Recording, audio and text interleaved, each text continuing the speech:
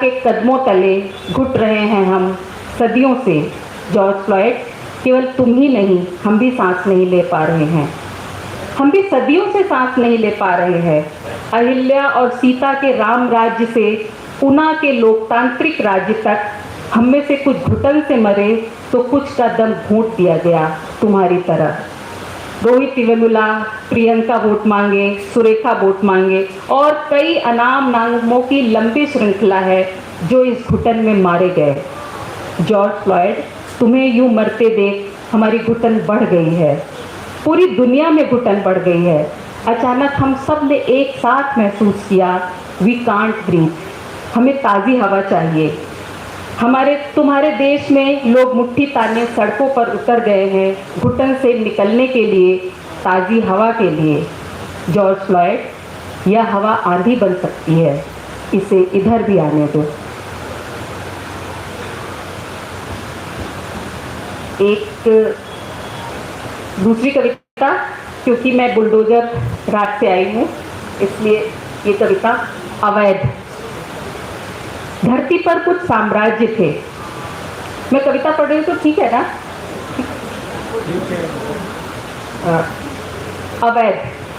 धरती पर कुछ साम्राज्य थे जिनका राष्ट्रों पर अवैध कब्जा था। धरती पर कुछ साम्राज्य थे जिनका राष्ट्रों पर अवैध कब्जा था। राष्ट्र लड़ रहे थे साम्राज्यवादियों के खिलाफ। राष्ट्र में धरती थी हरी भरी, जंगल नदी पहाड़ थे। कुछ कॉरपोरेट्स का अवैध कब्जा था इन पर।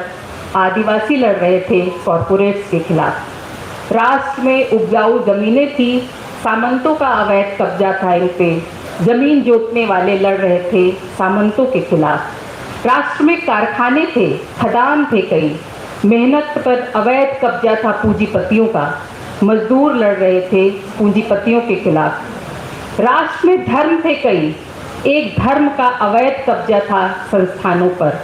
अल्पसंख्यक लड़ रहे थे फांसीवाद के खिलाफ। राष्ट्र में न्यायपालिकाएं थी, कानून पर अवैध कब्जा था जिसका। न्याय लड़ रहा था न्यायपालिका के खिलाफ। राष्ट्र में परिवार थे, पितृसत्ता का अवैध कब्जा था घरों पर। औरतें और बच्चे लड़ रहे थे पितृसत्ता के खिलाफ। राष्ट्र के इन अवैध कब्जाधारियों की एक अवैध सरकार थी।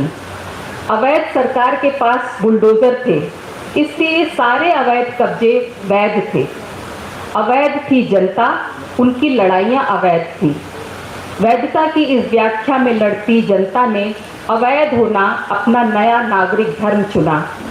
अवैध होना सच्ची नागरिकता है। यह कविता लड़ते नागरिकों के अवैध होने की खुली घोषणा है। आओ अपना बुलडोजर इधर भी लाओ।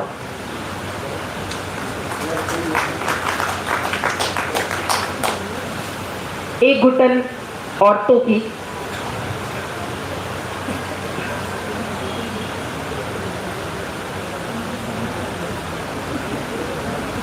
अगर तुम औरत हो, अगर तुम कश्मीरी औरत हो तो राष्ट्रभक्ति के लिए हो सकता है तुम्हारा बलात्कार।